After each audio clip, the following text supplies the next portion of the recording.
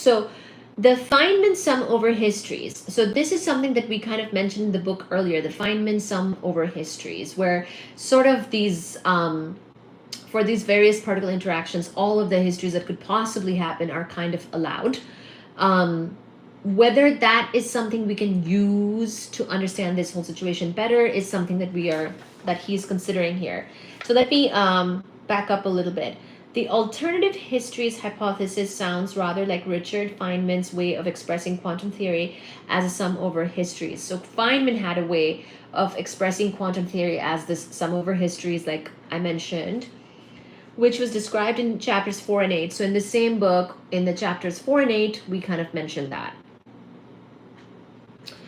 This said that the universe didn't just have a single history, rather it had every possible history, each with its own probability. So there might have been all kinds of different histories of the universe, but each with a different probability. Because remember, with quantum mechanics, we deal in probabilities. We don't deal in deterministic certainties of something had to happen in a certain way, and that's it. Like there is different probabilities of the different sort of outcomes that are associated with all those different trajectories and whatnot. So in Feynman's sum, each history comprises a complete space-time and everything in it.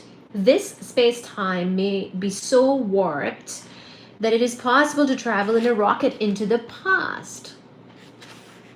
But the rocket would remain in the same space-time and therefore the same history, which would have to be consistent. Thus, Feynman's sum over histories proposal seems to support the consistent histories hypothesis rather than the alternative histories. So this, consistent history versus alternative history, those are the two possibilities that we talked about. The Feynman sum over histories does allow travel into the past on a microscopic scale. So maybe at a macroscopic scale, it's difficult to envision time travel, but what about at a microscopic scale? What about at a quantum scale?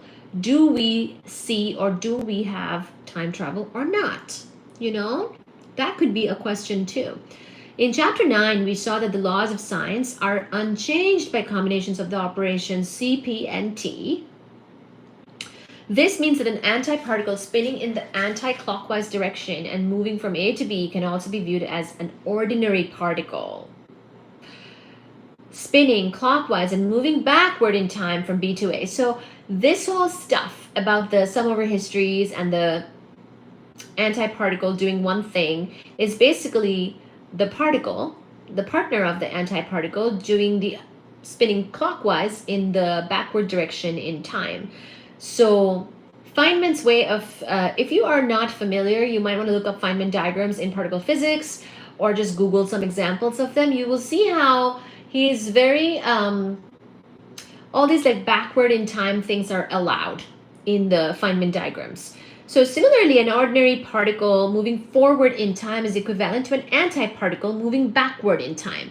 So this whole stuff about time travel, maybe this is already something that's kind of happening in terms of the microscopic scales or the quantum scales or the particle scales, because we literally do have Feynman diagrams that are sort of used a lot in particle physics that do allow for this sort of like backwards and forwards interpretations of time, depending on the particle that you're considering. If the particle is doing this one thing, its antiparticle could be doing the other thing in the backwards direction in time.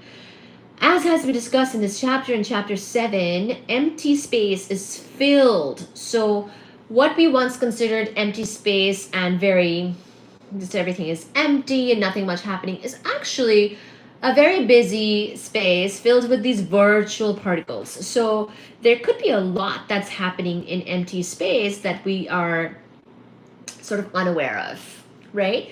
So as has been discussed, empty space is filled with pairs of virtual particles and antiparticles that appear together, move apart, and then come back together and annihilate each other. It's only empty because we're not measuring the particles and the antiparticles sort of separately. We are seeing this overall system having the annihilations between the particles and antiparticles, making space empty, but really there's a lot that's going on in that empty space.